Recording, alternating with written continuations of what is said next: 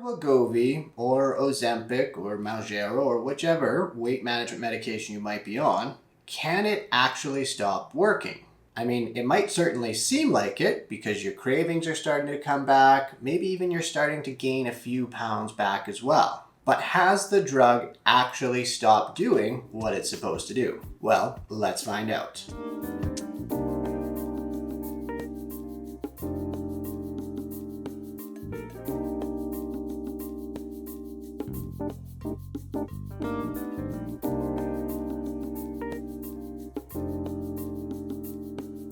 Welcome back to the program, you beautiful people. My name is Dr. Dan. I'm a pharmacist turned obesity expert. And today, before I get into dishing on whether the weight loss medications can stop working or not, I need to give you that quick reminder to hit the subscribe button down below and turn on your notifications so that you know when a new episode comes up and you also don't miss out when a new episode comes out. Further, check me out on my other channels at The Official Dr. Dan and check out my website healthevolved.co.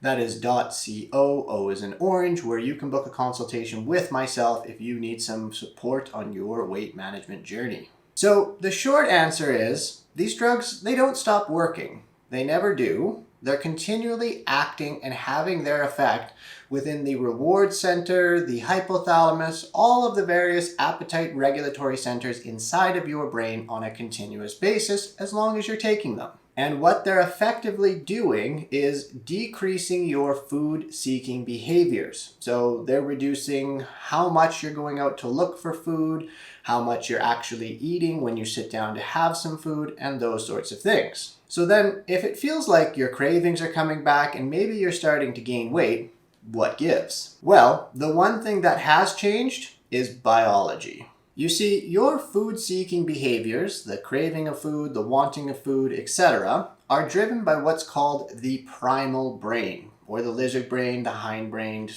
You've probably heard one of these kinds of terms at some point in time. And you see, when it comes to that primal brain, its sole function is to keep you alive. So it's constantly taking in information from your environment, both your internal environment and your external environment.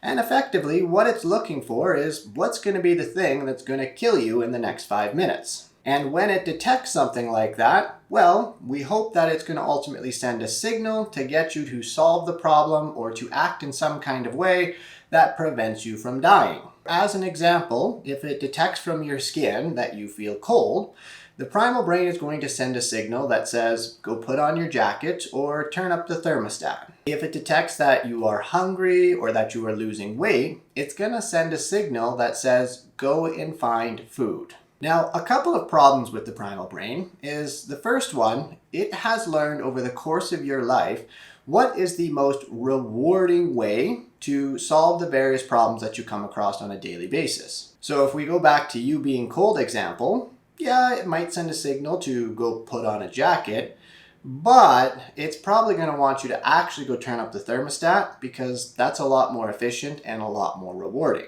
Same thing when it comes to food. It has learned that, yes, an apple is nutritious, but an apple pie is also nutritious and way more delicious. Now, the other aspect of our primal brain that is a bit problematic is that it's very present focused. So it's not thinking about the end of the month when your gas bill comes, or if you were to eat apple pie every single day and that led to a heart attack 10 years from now.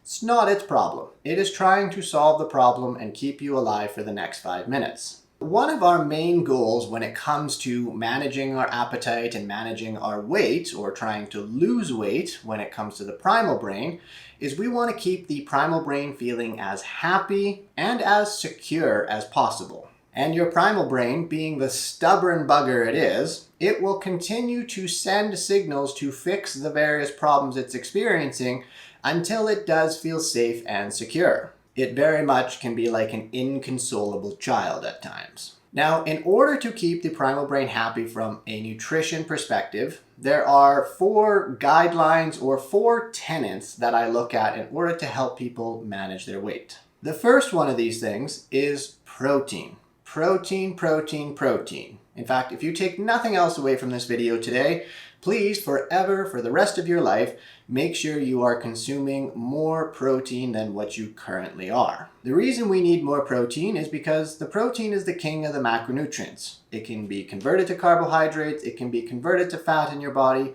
It's involved in just about every single cellular process within the body, and it helps us to feel fuller for longer and to preserve our lean muscle tissue. The second thing that I look at when I'm trying to help people manage their weight is consistency with protein. Now, what I mean by that is that you need to consume pulses of protein throughout the course of your day. And the reason for that is because, well, your body can store sugar for later, your body can store fat for later, but your body cannot store protein. So, to keep that primal brain happy, it needs to have a continuous supply of protein going in over the course of the day. The next thing that people need to do is they need to eat enough. What I mean by this is basically you need to eat enough calories in a day to at least reach the amount of what's called your basal metabolic rate. And what your basal metabolic rate is basically the amount of calories that your body burns in a day in order to keep the proverbial lights on. It's the amount of calories that you would burn if you just laid in bed all day long. And so if you're not getting enough food to replenish at least those calories in a day, effectively, what you're telling your primal brain is that we're dying and you need to have all hands on deck to find and consume all of the food. The final tenet here, tenet number 4, is fiber.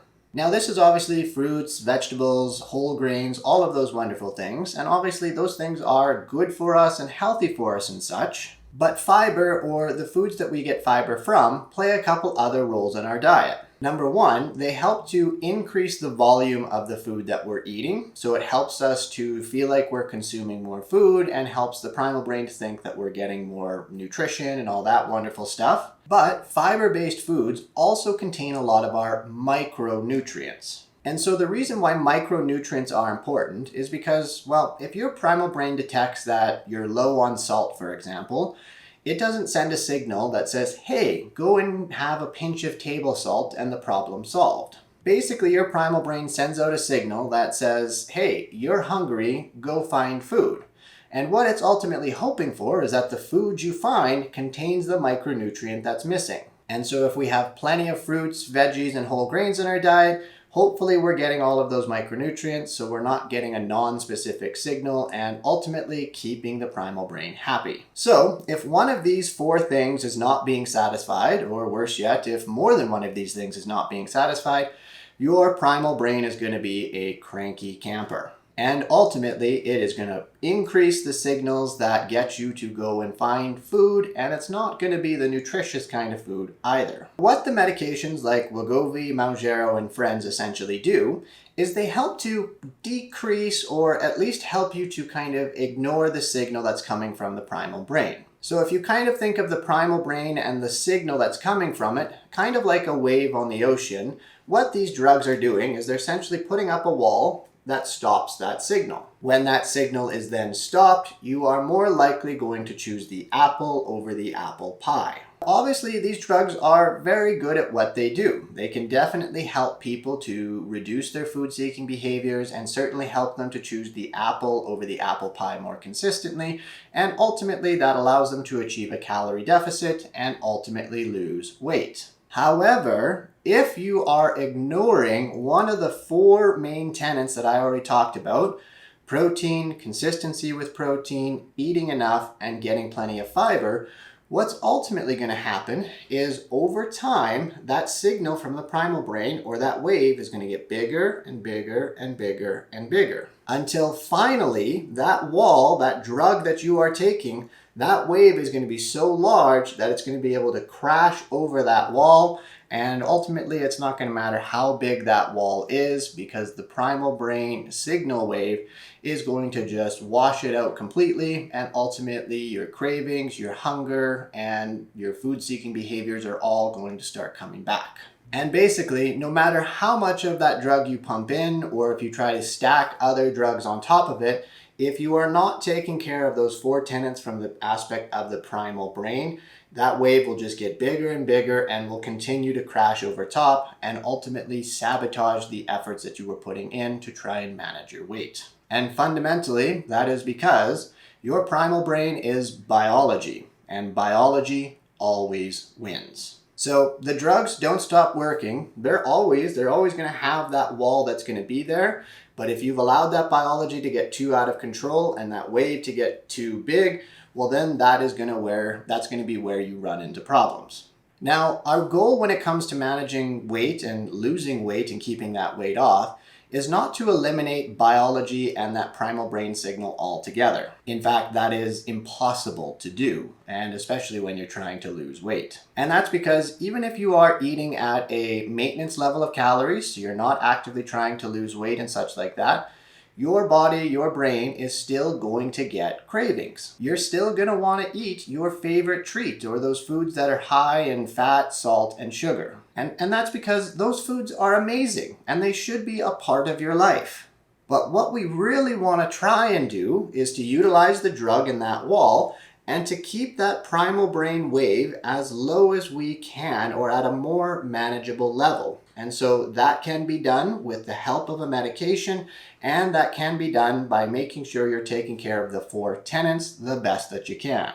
And ultimately, that's going to make your weight loss efforts much more easy and a lot more sustainable for you in the long term to keep the weight off. So if you feel like your weight loss medication is no longer working, well, you need to start optimizing the 4 tenets. You need to make sure that you're getting enough protein, and if you think you're getting enough protein, based on the thousands of individuals that I've worked with, I can guarantee you are not getting enough protein, or you are not getting enough protein consistently enough. You likely need to start increasing your calories, because I hate to say it, but a 1,200 calorie a day diet or less is not enough food. It does not even contain enough food and nutrition for a 4-year-old girl.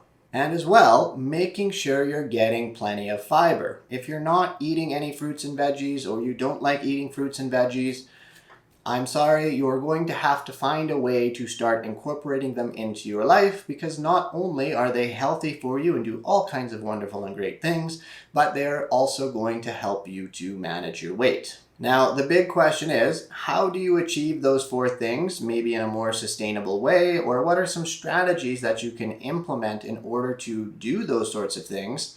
Well, unfortunately, I'm going to be a bit of a dink today, and I'm going to make you wait until next week's video. So be sure to stay tuned, and if you got some benefit out of this and you think someone else might get some benefit out of this, please feel free to share it and get the word out.